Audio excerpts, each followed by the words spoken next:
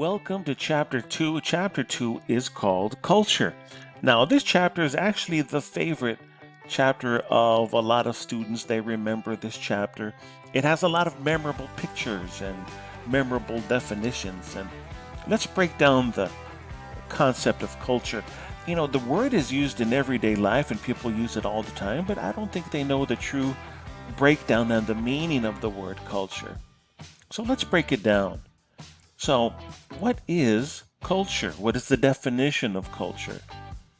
Well, it's everything people collectively think, do, make, or say. So the very first word is everything, which is very broad. So let's break it down a little bit and let's draw two arrows. Now, the first arrow is going to be talking about material culture. Art, tools, jewelry, and weapons, anything you can hold in your hand. That's material culture. Anything you can see in a museum. Now, the other type of culture is non-material culture. These are norms and laws, the customs and the beliefs. Now, one of the things to keep in mind when two cultures meet for the first time, let's say two cultures meet, what are they more likely to change? Are they okay with changing the material culture, or are they okay with changing the non-material culture? Another way of asking it is, what are they more likely to hold on to? Are they more likely going to hold on to their norms and laws and their beliefs? Or are they more likely to hold on to the tools and the jewelry? The answer is when two cultures meet for the first time, they're more likely to change the material culture. But their philosophies of life and their beliefs, that's the last thing that they want to change. So keep that in mind. It's important to know. A couple of pictures. 1,000 years ago, a Viking lost his chest when he traveled the island of Gotland. And he lost this chest, and it has all his tools. And here he has something so he can cook. So this is an example of material culture, over 1,000 years old. Here's a ring, China culture.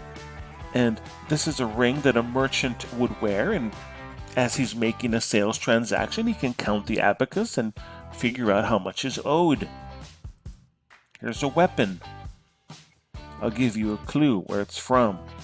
These are shark teeth. Hawaiian hand weapon made out of wood and shark teeth, circa 1778. So here we have examples of material culture. A couple examples of non-material culture, and we're going to look at body scarification. This is from Papua New Guinea. What's done is cuts are made on the body with a thin razor, and it's done over and over, and then it leaves little bumps. This is body scarification. This is part of their custom. The concept of body scarification still exists in the United States as well. This picture here, this is not a tattoo. This woman has removed her skin. Her epidermis has been removed, and it's revealing the dermis, the underlayer. What's going to happen is all of this is going to heal, and it's going to form just like this. This is not a tattoo. This is all healed scarification to make a leaf. Same thing with this gentleman. Skin has been removed. It's going to heal just like this.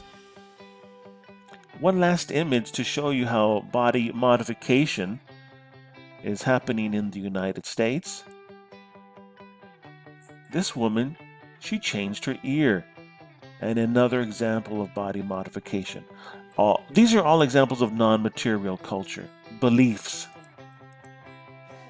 Now, this word is very important in reference to culture because there is something called ethnocentrism, or being ethnocentric. For example, if you say, well, football is the best sport on the planet, you're probably saying that because you were born in the United States. So for you, other sports are inferior.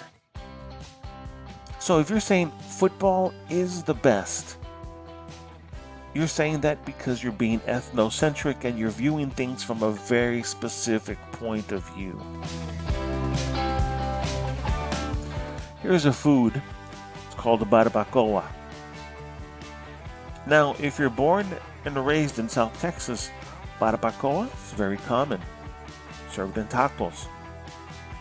However, if you're not from South Texas and you don't eat barbacoa, you could say, why would you eat that? That's gross. That's weird. I don't see how you could finish that. How could you eat a cow's tongue? That's being ethnocentric, because they're not used to barbacoa and they're pointing the finger. So being ethnocentric is saying that is weird or that's odd, because really all cultures really have their own version of what they choose. Now, another term to keep in mind is the concept of culture shock. The shock that happens when cultural norms no longer apply. Now, when many people think of culture shock, they think of, like when you travel the world, you're going to experience culture shock. And that is true. When you do travel the world, you can experience culture shock. For example, you could go to the restroom and they could have a bidet. You go to the restroom and then when you're done, you sit on a bidet and you clean yourself. Now that's an example of culture shock. If you're not used to a bidet, you're going to be shocked.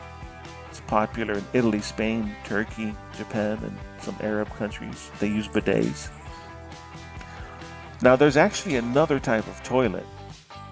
This is called a squatting toilet.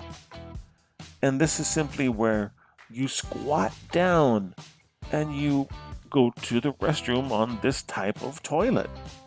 Very popular in many countries.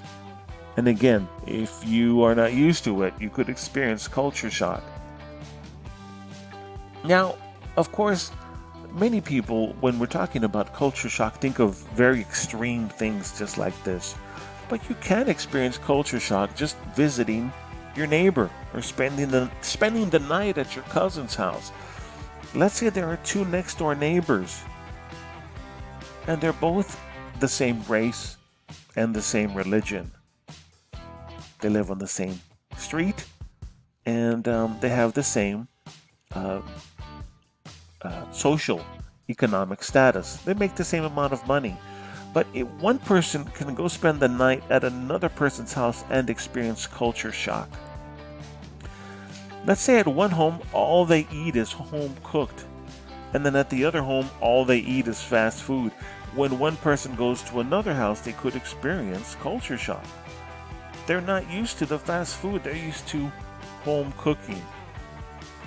Let's say one home, they're super religious. But the other one, they only go on the holidays. So one person could go to another person's house and experience culture shock. Let's say one home focuses on athletics and the other one focuses on academics. Different cultural lifestyles. In one home they speak Spanish exclusively, and the other home they speak English exclusively. So when one person goes to another person's house, the culture is very different. So I don't want you to think of culture shock as only differences traveling the world. You could experience culture shock just spending the night at your neighbor's home. One home obsessed with the Dallas Cowboys, another home obsessed with Club America. And there you have some examples of culture shock.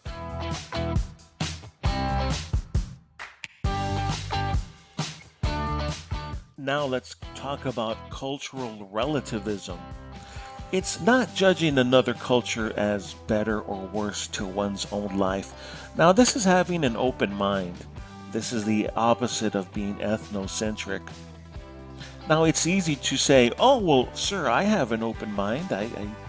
I can experience cultural relativism. It's easy to say, however, it's difficult to practice. For example, if you're invited over for dinner and you want to have an open mind, sometimes it could be more difficult than you think.